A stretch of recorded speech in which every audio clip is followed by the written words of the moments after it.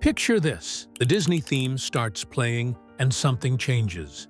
Nobody says it out loud, but everyone feels it. The weekend is ending. Somewhere in America, in the 1970s, a living room glows in soft television light. Outside, the sun sinks slowly behind quiet suburban streets.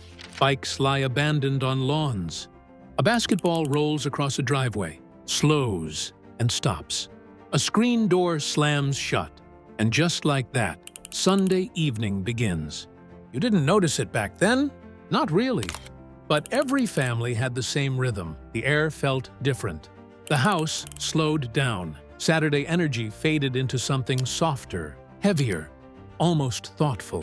The television wasn't just entertainment. It was a signal, a clock, a shared national heartbeat. And as the evening moved forward, every sound meant something. Dad sat in his chair, leaning forward, eyes fixed on the screen, football, highlights. Commentary drifting through the room like background weather, a bowl of chips nearby, a sweating glass of iced tea, ice cubes clinking softly. Nobody talked during important plays. Even if you didn't understand the rules, you understood the silence. Outside, sprinklers ticked across green lawns.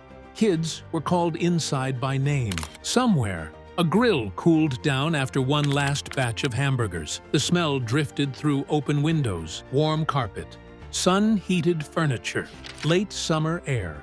The neighborhood felt like it was exhaling slowly, preparing for sleep. In the kitchen, dinner began without announcement. Mom moved with quiet efficiency. Cupboards opening, plates setting down, knobs turning on the stove. Sunday dinner wasn't fancy, it was comfort. Meatloaf with ketchup glaze, spaghetti simmering slowly, fried chicken wrapped in paper towels, maybe TV dinners if the day had been long. Glasses clinked, ice rattled. Chairs scraped softly across the floor. Conversation felt different now, quieter, softer. Everyone knew Monday was waiting, even if nobody said it. After dinner came dishes, warm water, soap bubbles. The steady rhythm of cleaning.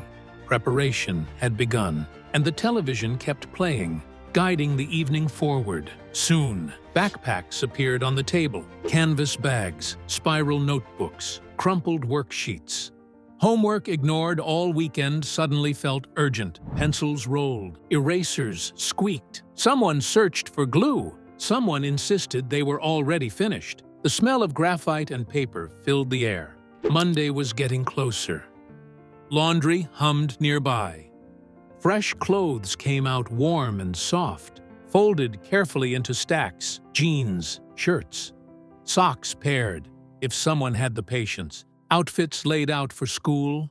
Ordinary rituals, quiet meaning, the bridge between freedom and responsibility. And then, the television changed again, more serious now. The ticking sound of 60 minutes filled the room, sharp, unmistakable. Even children who didn't understand felt it. The atmosphere shifted, calmer, more adult. Then came relief.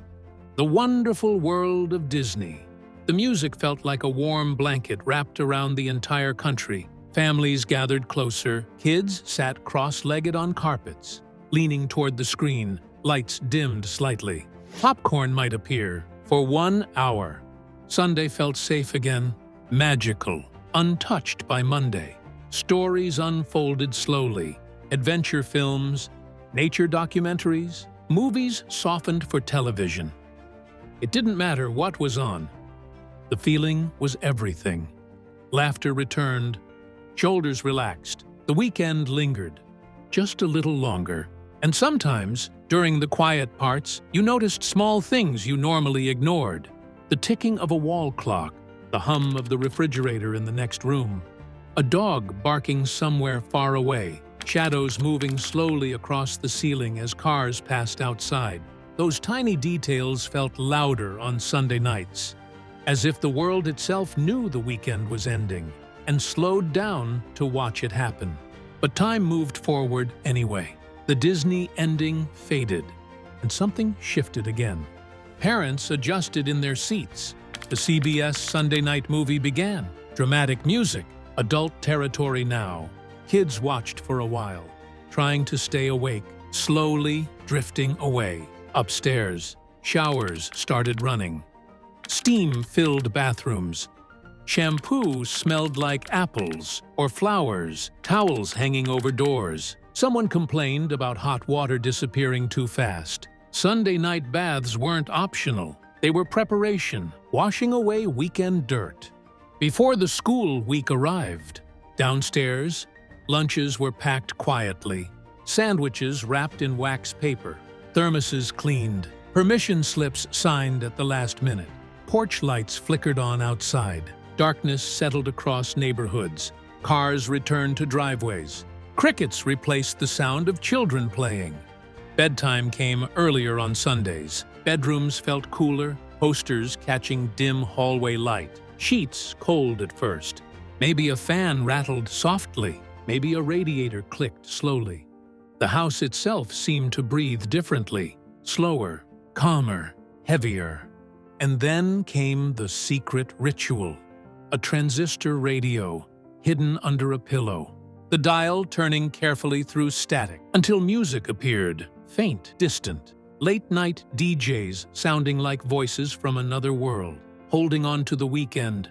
With fingertips, downstairs, parents watched the late news quietly. Coffee cups resting on tables, television glow flickering across walls. Eventually, the broadcast day reached its end. In the 1970s, television didn't run forever. An announcer spoke calmly. The American flag appeared, the star-spangled banner played, and the day officially closed. It felt ceremonial, almost sacred, like the entire country was going to sleep together. Then came silence. Static filled the screen, a soft hiss echoing through the room. Outside, a car passed slowly. A dog barked once. Somewhere, a wind chime moved gently. Upstairs, children lay awake, staring at ceilings, feeling something they couldn't fully name. Not fear, not sadness, something else. The quiet awareness that the weekend was gone and Monday was real again. Across America, in houses big and small, the same moment unfolded again and again. The same sounds, the same routines, the same quiet feeling of time slipping forward. Sunday night in the 1970s wasn't just another evening. It was a mood, a glowing television, warm kitchen smells, clean pajamas, Disney music fading into silence. And that exact moment when the weekend slipped away so softly, you barely noticed it happening until it was already gone.